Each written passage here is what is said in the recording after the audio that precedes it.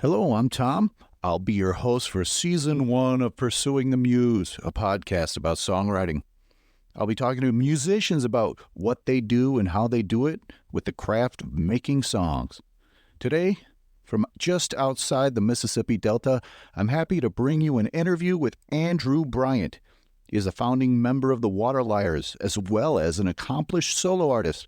His latest offering, Prodigal, is a homecoming of sorts, a return to the roots that nourished his music and nourished his soul.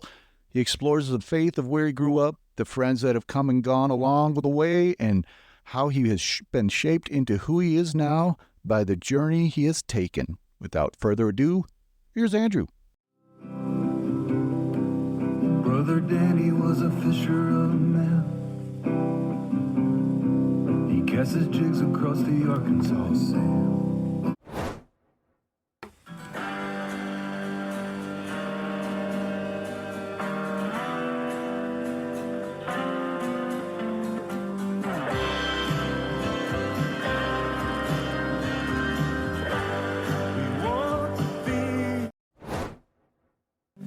And I could hear the birds singing. Hear the birds singing on the line, saying we're gonna be alright. We're gonna be alright. I know it's hard when the best of many songs has let you down. All right, we are live with Andrew Bryant here on Pursuing the Muse. I'm your host, Tom Compton, and Andrew is here. Hello, Andrew. Hello, Tom. Thanks for having me. Oh, the pleasure is all mine. I am thrilled to be talking to you. I have been an admirer of your work for many years now. So, and the timing of this discussion is like fortuitous because you have just put out a masterpiece of a record. So in terms of wanting to talk about songwriting, this is really, really a good time to do it. Oh, well, thank you for saying that. Yeah, it's really great. The record's only been out it seems like it's been out for a long time, but it's only been out for about a week now, I guess. So. Well, it's been a part of your life for a lot longer than ours. Right, and I've had it done. I actually had the record mastered almost a full year before I put it out. So I was just kind of sitting on it for a little while. So, okay, what kind of things were holding up the record? The last part of it really was just I always felt that it was the type of record that should come out in the fall. I don't know, seasonally. I think there are some records that work better, to put them out in the spring or put them out in the summer. And for whatever reason, this record has always just felt sort of like a fall record because you're in that sort of time of change between, summer and before it gets too cold. But the leaves are falling. It's a time of change and shedding off things from the past. And so, I had it done the previous fall, I guess, which would have been 2022, but obviously there wasn't enough time to press the records and do all that. And then there was also just some business loose ends that I needed to clear up and take care of before I was even able to put it out. So I've really been anxious to get it out. I wish I could put it out, a year ago, but alas, here we are. So, right. But it was worth the wait. So all's good. Wow. It worked out. So, yeah. So we're talking about Andrew Bryant's record Prodigal. Came out November 11th, 2023. Whenever you're checking this out, I advise you to go and give that a listen. And we'll be talking about songs off of Prodigal, but I want to ask you, Andrew, how did you get started writing songs? How did that become a part of your life? That's a good question. I think as soon as I learned how to play guitar, it seems like I started trying to write my own songs, which would have been when I was about 14 or 15 years old. I was playing a little bit of piano before then, and I was playing a little bit of drums by the time I was 13. But I was just sort of like playing at church, and playing with my buddies after church and between church. And my mom had this old 70s Yamaha laying around that she had bought at some point in the 70s. And I guess she thought she was going to learn guitar at one point and she never did. And I just picked that thing up one day and was like, and she had the book inside of it, you know, that shows you the chords where you like hold your fingers. So I just started messing around with it and had a couple of guys I went to church with that played, that showed me a couple chords, and I learned how to play guitar. And it really, honestly, it just seemed like the most natural thing to do after I learned to play guitar was to start writing my own songs. I mean, I just loved music, and I had, you know, was already collecting CDs and tapes and records and things that I loved, and just really just obsessed with music as a teenager, just obsessed with it. And I just started writing these little songs. You know, most of them were sort of kind of embarrassing. I guess most of them would have been sort of like kind of Christian tunes or something, you know, because that's the kind of I was raised in. But then it pretty quickly graduated to trying to impress girls, I think, you know. So I started writing love songs, you know, like with my first girlfriend, things like teenager. So that's there really, you go. yeah. Love God and love thy neighbor. There you go. Yeah. And love girls, or, you know, whatever. Hopefully they're, the girl next door. Or love life is, yeah. So you played piano, you played guitar, and at what, because before your solo career here, you were in the Waterliers and you were the drummer, right? That's right. So did drums by accident, by proxy? I was, you know, that band sort of started as an accident. This is not like a new story. I think if people know the band and they've read anything about us, they know that it just sort of happened as because me and Justin had known each other, and he had a band before Waterliers called Theodore, and their drummer had moved on, and they knew that I played drums, you know, on my own stuff that I recorded and did at home, and so they were like, hey, can you go play these shows with us? We need a drummer. And I was like, yeah. And so I did those 2 shows, and then he was like, man, I got these new songs. Can I just come down to your house and we can record them? Can you help me record demos or whatever? And I was like, yeah. And so he came down to my house for a weekend, and we made the Phantom Limb record that was originally just like demos. And then right after we made it, we sent it to a label, and they were like, we want to put this out.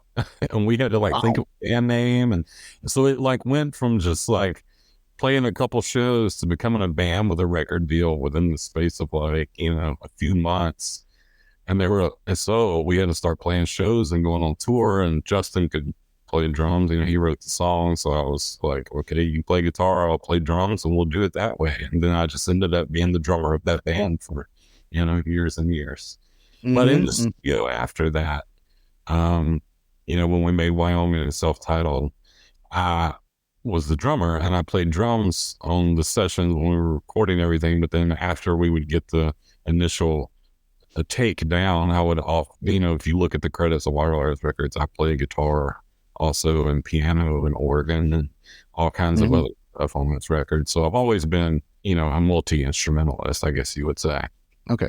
Yeah, because I wondered, because I had first heard of you as a drummer, and then as your solo career blossomed, I came to realize you're much more than that. So just curious how drums fit in, you know, and it seems like it was a fortuitous place to be at a certain space and time.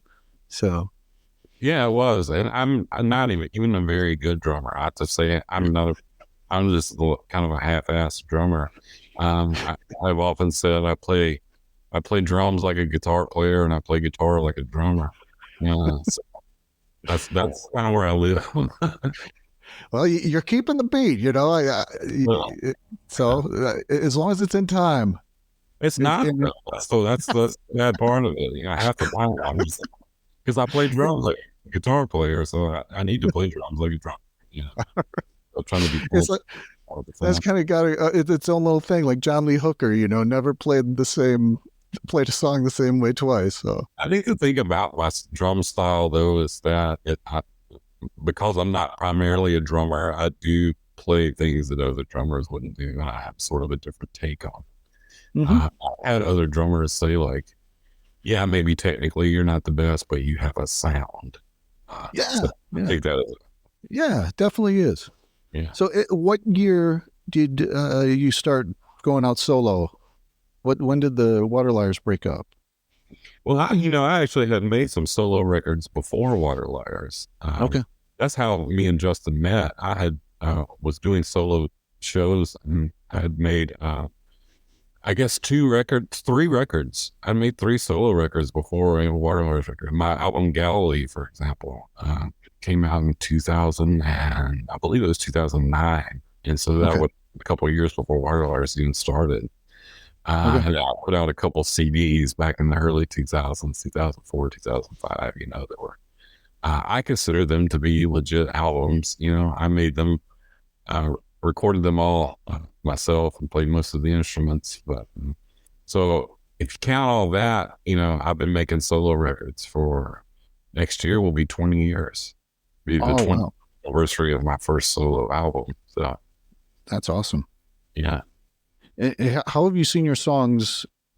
Have you seen like the way you approach songwriting change over the 20 years? I mean, it seems like a dumb question, but maybe the how is the interesting part. Absolutely. And when I listen back to my older songs and I think about how I was writing them, I can't even really remember how I used to write. I know what I do now, which is I pretty much come up with a guitar riff and melody will kind of just come, something I've come up with, and then I think of the words. I have some songs where it's like it seems to just all come out at one time. But my normal process now really is to write music and then think of, try to find the words that I want to put to it. And I really like having it that way now. Whereas I used to feel like I was just writing. I mean, in the old days of my 20s, it was so new and fresh to me, and I was still studying songwriting. So it seemed like I wrote a song every day, but they weren't really very deep songs. They were just sort of my version of this song or my version of whatever songs that were already out there. Okay. I feel like now I'm finally to the point where I'll write a couple of songs and then I see what thematically sticks out between those two, and then I'll write a third, and then I'll write a fourth, and then I'm like, oh, I can tie all this together in this way. And so I start to build a theme, and I pretty much only write 4 albums now. Okay. And so it's really important for me to find a theme to work in, at some point. Yeah, because I definitely see Prodigal is. I mean, I don't know if concept album is like a real term anymore. But it seems like a concept album because it feels like there's a story going from beginning to end there. Yeah, and I wrote it that way, and it's sequenced in such a way from beginning to end to feel that way. I definitely thought of this one as the most of a concept album I've ever done, but it's also Right. the album that's probably the most personal and most real about my past. So I've been sort of describing it as like a conceptual memoir Okay. in an album form. If that makes Right. sense. Right. Yeah. And did the songs? Did you have like an overarching story you wanted to tell, or did that more evolve? I think it evolved over the process. Yeah. Okay. I think at first I had written the song Prodigal, was one of the first songs that I wrote, which is the title track and the opening track of the album. And it was written sort of as a in memoriam type of song for my childhood best friend who passed away in 2020. And I was just thinking about him a lot and missing him and just still going through that grieving process. And so I wrote that song sort of for him. And when I wrote that line, like the prodigal who never left at all, I kind of surprised myself. And I think initially I didn't want to write an album titled Prodigal or that had anything that you can tie to it so easily, as far as religion or theology or anything like that goes. But I just sort of leaned into that metaphor and that idea because I knew it was where I was at that time. Yeah. And so as I did, I just started to dig into my past. And so I was like, well, this sort of is dealing with this part of my past. So I'm going to go back further. So the next song, Trampoline, I go back even further into my childhood. The song Tongues, I wrote from my mother's perspective, which piggybacks right off of Trampoline. Mm. And then after that, I had these couple of, like, Love is just sort of a simple love song that I had written, but it fit perfectly into the middle of the album, into the telling of the story, which is sort of this overarching, evolution of a person, or the prodigal son, Mm-hmm. Mm-hmm. Yeah, it works really well. And you were talking about hesitancy with using Prodigal. I think it's really nice because there are it has various interpretations where sometimes the prodigal is the son, and sometimes I've heard heard it twisted around, like the prodigal is the father who is so giving. And then so I think it's nice in terms of a record that is inviting you to listen closely, that you don't know what direction it's going to go until you get there. So, and the journey is so good. So, Well, yeah. Yeah, and I tried to include a lot of characters in this album too, in which you have this recurring character who's called Brother Danny, who comes in and out, who's actually a real person that I grew up knowing, this person from church that I grew up going to. And so I tried to use these characters throughout and sort of tie in all of the songs together. So I guess in that way, it does make it a conceptual album. Yeah. Yeah. And there are things that also tie the record together, like a creek will show up in one song, then it'll show up a couple songs later. The heart is in there. The doves are in a couple, and it makes the listen really rewarding. It's like it's weaved together like a tapestry. And yeah, is that like when you're using a term multiple times on the record, how conscious of you are you of that happening? I was fairly conscious of it. I mean, I think there's the few songs that I had written that don't overlap. So any songs that do overlap with terminology, is a definite reference to one that came before. Like I say, Prodigal was one of the first that I had written for the album. So, and it has the creek in it. And so Wind, I think, has the creek in it also. I would have written Wind after Prodigal, and I knew that. And to me, like at that point, I knew I was making a conceptual record. So you just sort of have these built-in lines, and actually, to me, it makes this songwriting a little bit easier because you don't have to think of like completely new terms and words to use, because it's sort of, you're like, oh, I can reference that again. It buys me a free line, and it makes you look cool. Yeah, I guess so. But I think it ties the album together, and it gives it this very circular listening experience where, it goes back and forth between these different themes, and it carries you along also. Mm-hmm. Yeah. Oh yeah. It's fantastic. And then you've got a song. There's like an interlude song on there too, right? Yeah. And that wasn't planned actually. Oh really? That was just something we improvised in the studio. So the last song on the album is called Americano, and I told the guys in the band, I was like, this is how we're going to end the song. We knew exactly how it was going to end. And so when we made that I told them though, I said, after we hit that last hit, let it fade for a long time, and then let's just make noise and vamp. Because I think I'm like in the record that way. And they were like, okay, we'll just see what happens. And so that's what we did. And that interlude, what we did is we chopped it off the end and put it at the end of side A instead of at the very end of the record. Give that little bit of transition between side A and side B instead of just having it close out that way. Yeah. Mm-hmm.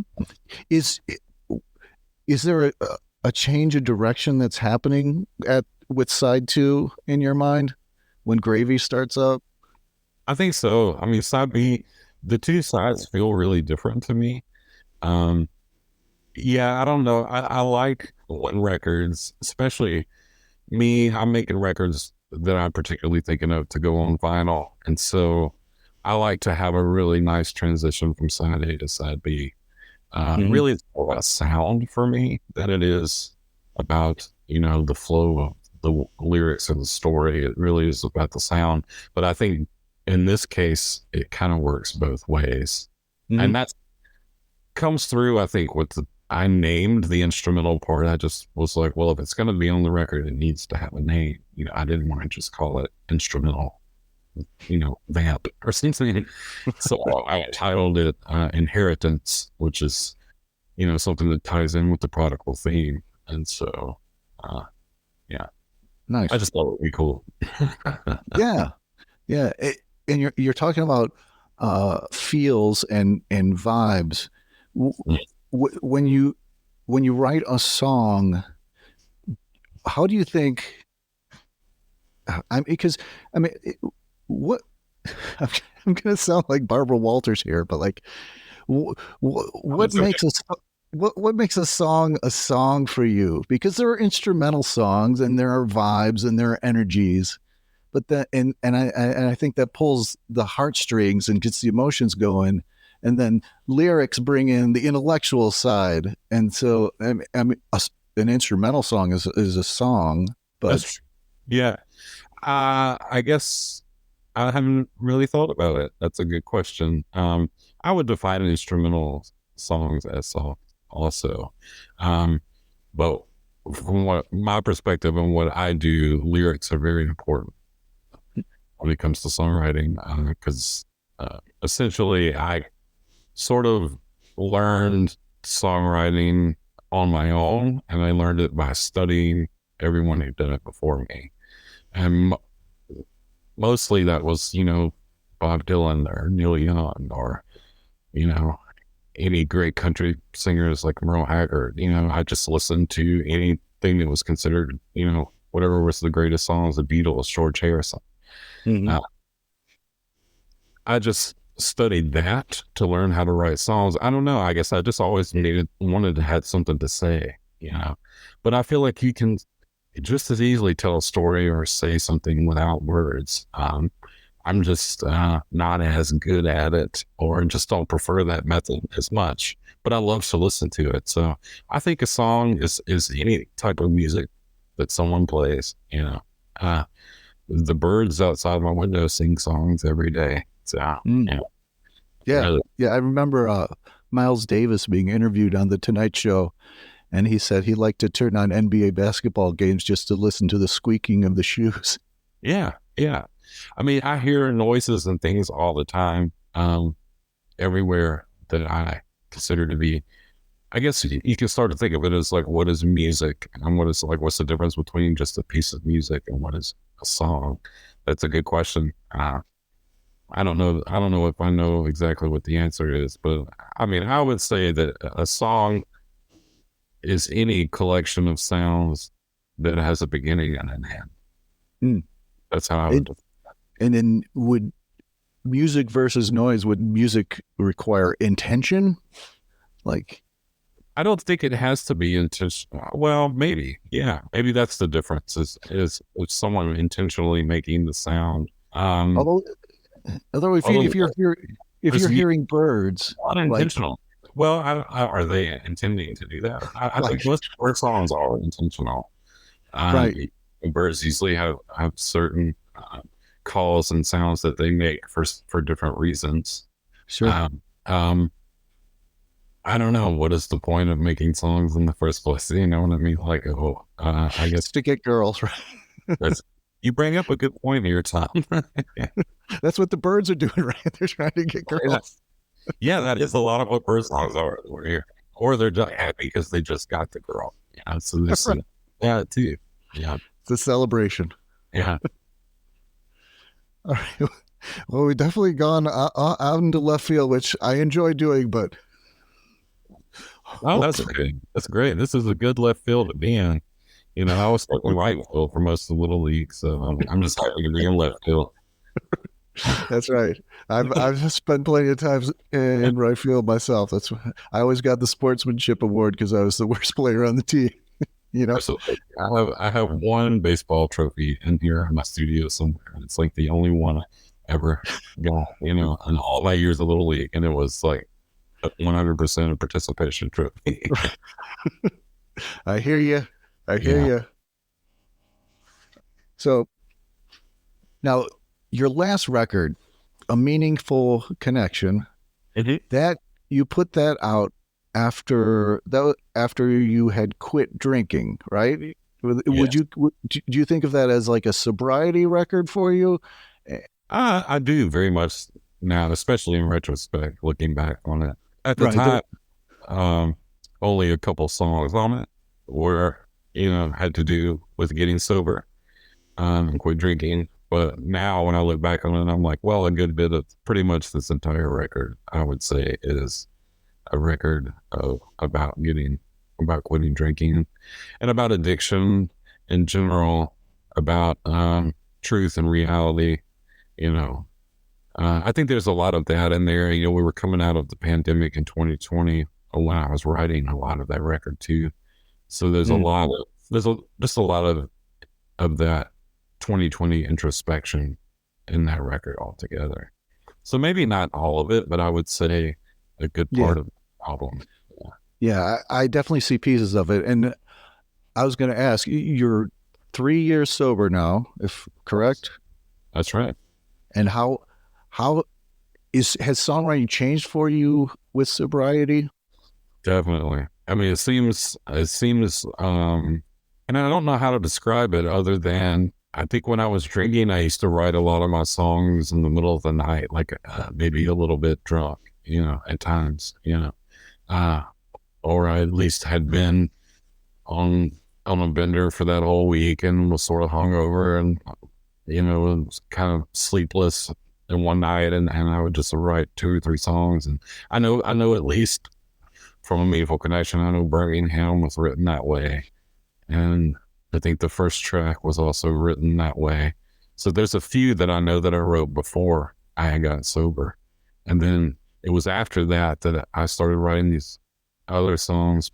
But when I think about it, the way I write now at 3 years sober, you know, Prodigal, I would say, is the first album that I've ever written from a completely sober mind. And so I don't know, I guess I would leave it up to the listeners to decide if it's better or not, but it feels deeper, richer. I put a lot more thought. I had just a lot more, you know, free thought that is in it. And a lot of more time is spent thinking about the lyrics and thinking about the ideas. And, you know, my head is a lot clearer. So I'm spending a lot more time reading, a lot more time, you know, watching movies or documentaries or whatever, listening to a lot of music, all the things that I need to do to actually soak in art, to be able to produce art.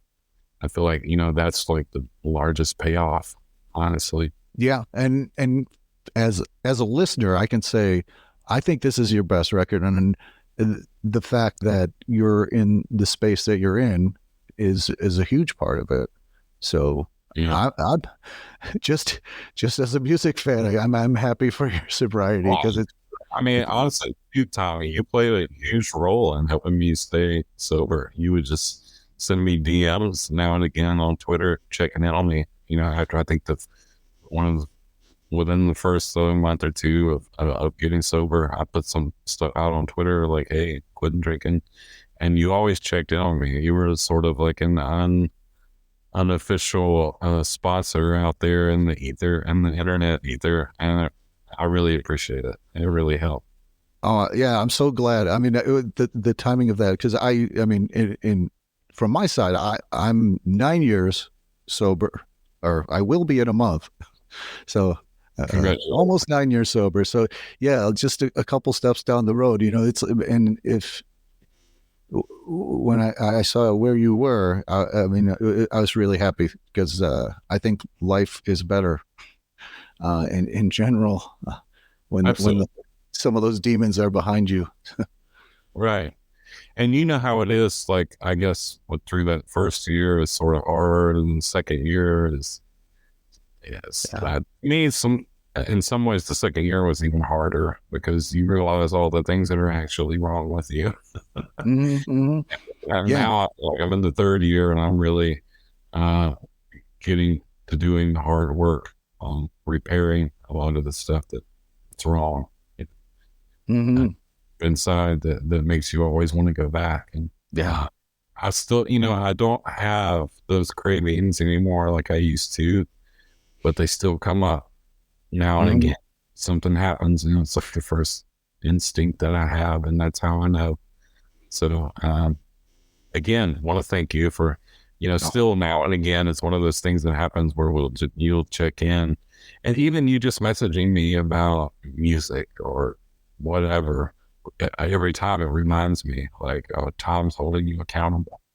Yeah, And I remember there was a stretch where I hadn't messaged you in a while, and then I was wondering how you were doing, and I think you were starting your Substack around then, and you posted, and I saw you put your picture up, and you had this glow and this smile, and I was like, okay, I haven't been in touch with him in 11 months, but I know he's still, hey, Right. he's still sober, and he's still doing his thing. So I was like, just from a picture, it was very cool to have that recognition.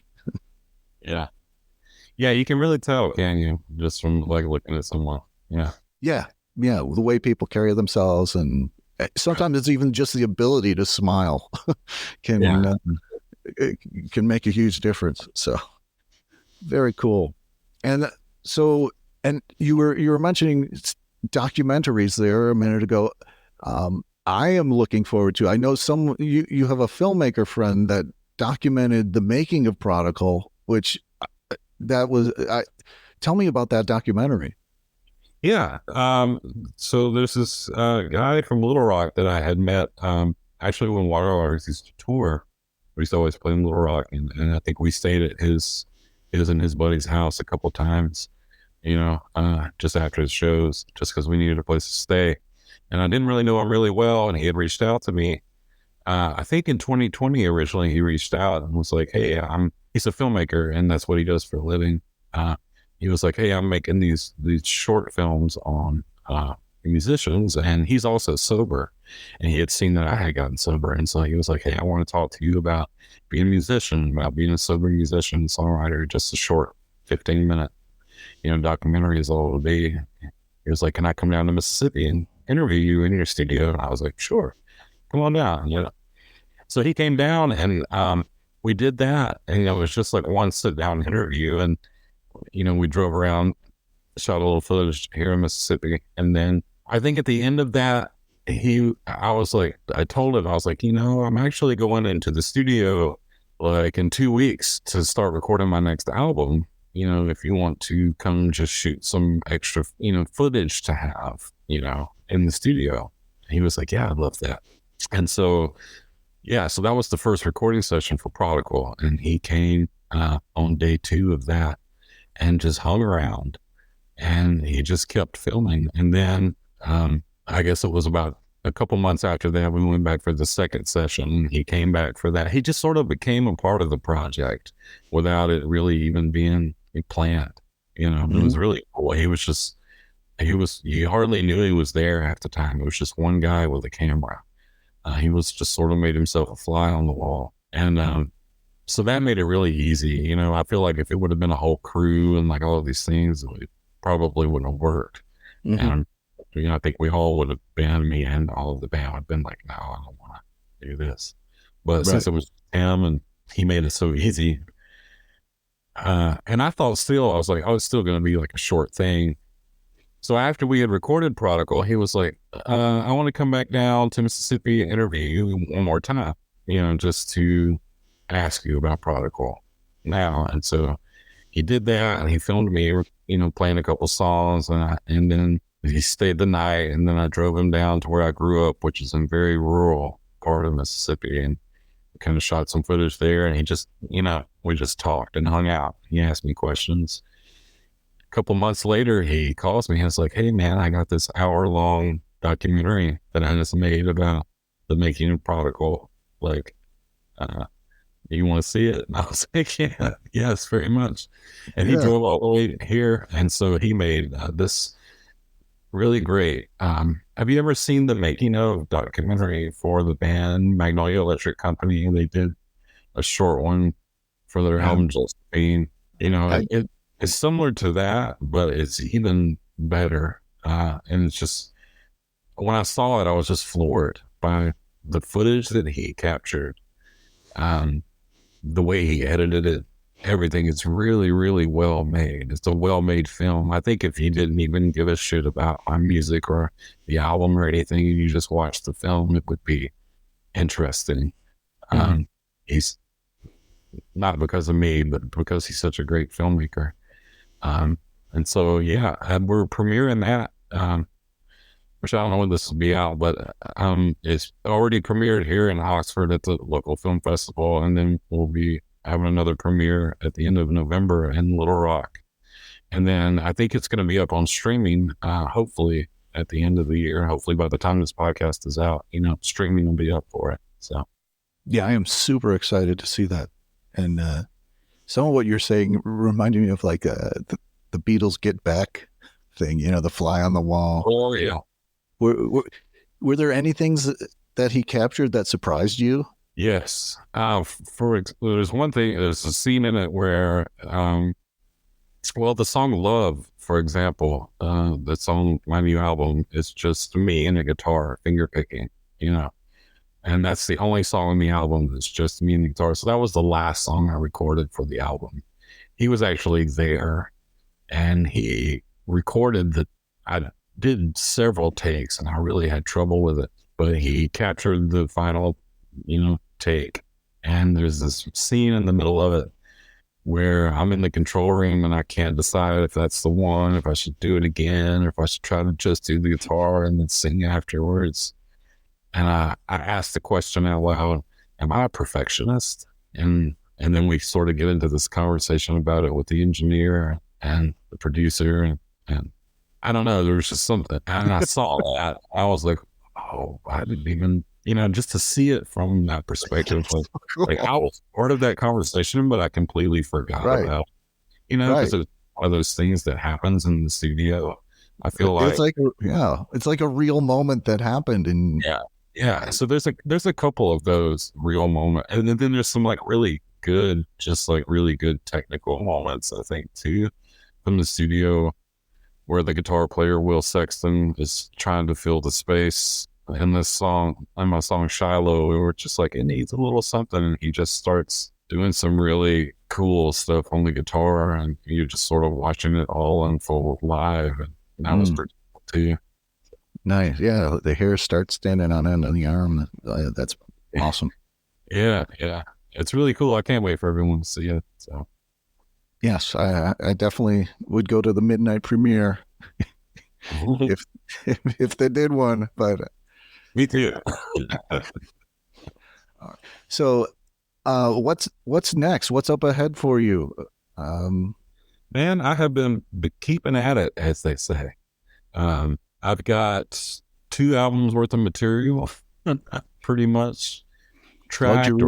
And I've just been doing it all in my home studio here. But basically, as soon as I finished Prodigal, the next week, I have a recording studio here in my house where I'm at right now, and it's sort of a loft studio that's above my house, only accessible from the outside. So it's sort of like I walk out my door and I walk up a staircase and I go to work. Rough commute. Yeah.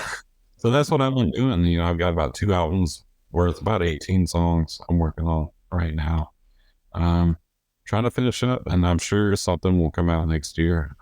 How many or what, I'm not sure yet, but yeah, trying to keep at it. Always trying to work on the next thing. And I've got my own podcast that I'm doing now, called Magnolia Radio, which is also tied to my Substack. So I'm trying to basically get people that I know who are creatives from here in Mississippi, from and kind of around.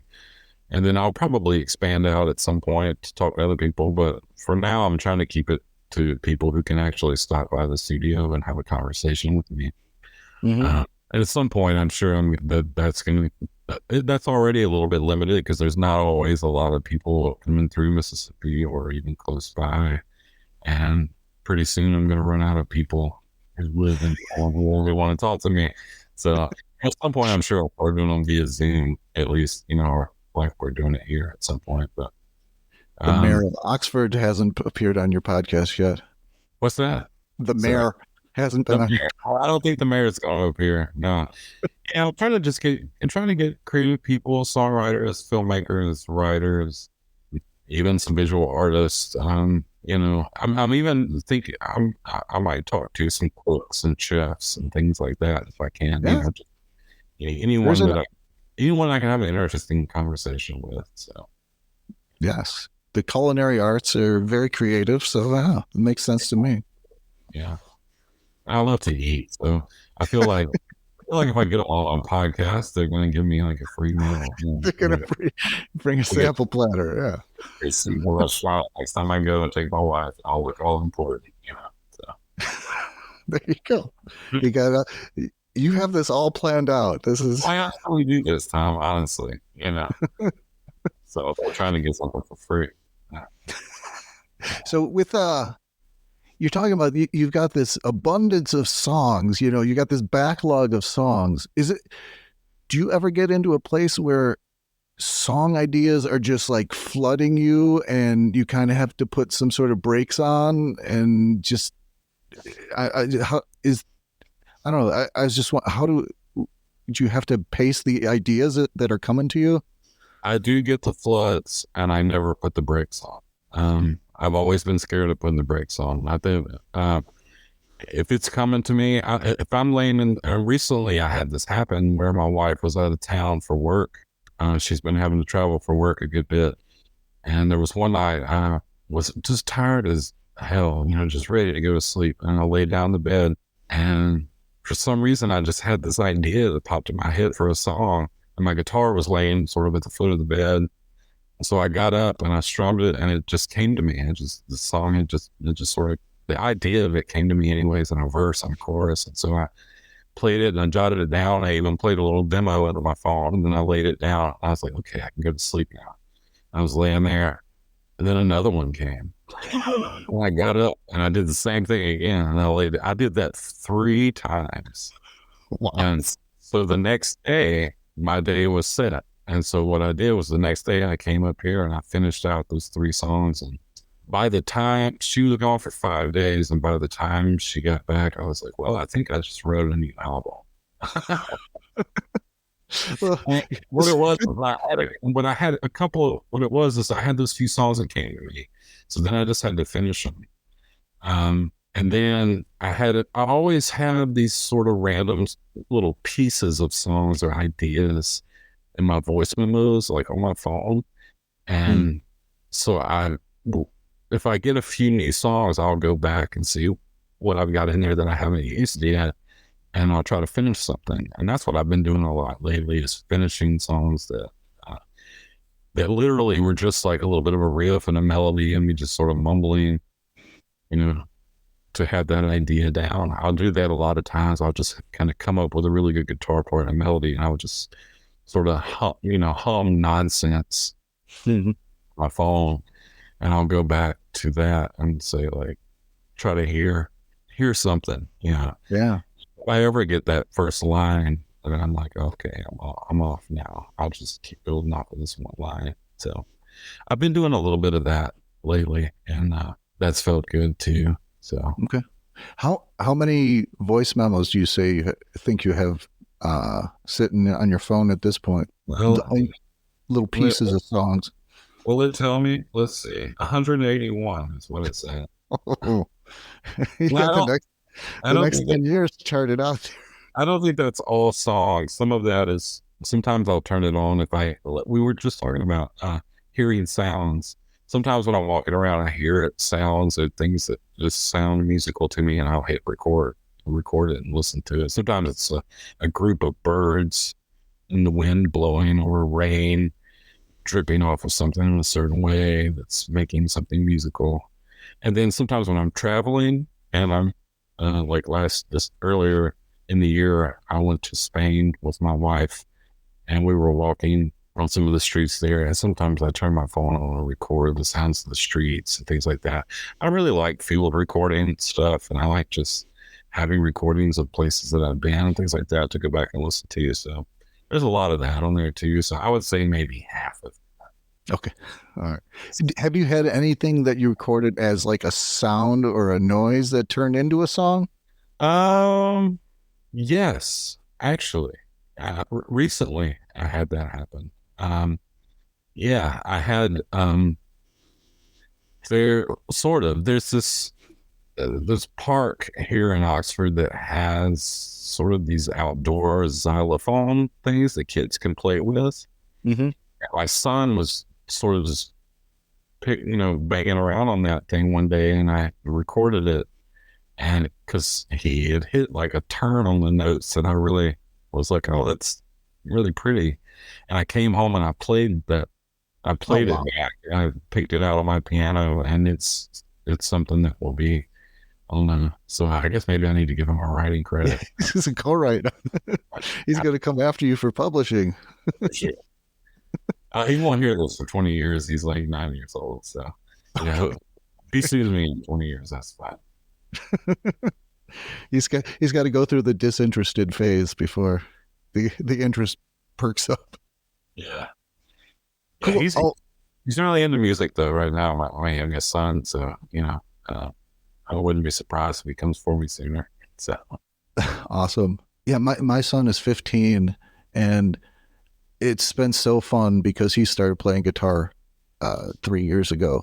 So sometimes we'll play at a farmer's market, and he'll come sit in with me, and it's just the best. So that's I imagine awesome.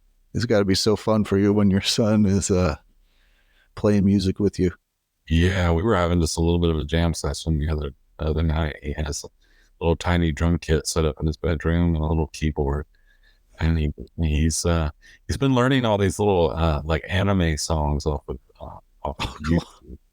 Cool. So he's learning how to play those on his keyboard. So he'll sit there and play those, and I'll play drums along with it. That's really fun. Cool. Is he writing anything yet? Any originals? Not intentionally. No, he's probably interested in learning things that he's heard, that he can recognize. So it'll come. It's in his genetics. Yeah, I hope so. We'll see. Cool. All right. Well, Andrew, thank you so much. It has been an absolute pleasure to talk to you. I've learned a lot, and hopefully anyone who's listening who is interested and loves songs as much as we do is learning something. And definitely people have to get out there and get Prodigal, because it is a beautiful record. And if I only talked to you today and said, thank you for making this record, that would make this conversation enough. So I definitely thank you for Prodigal. It's absolute masterpiece. Oh, well, thank you, Tom. And it's been so great talking to you as well. All right. Thank you. All right. We'll sign off here, and we'll see you next time on Pursuing the Muse.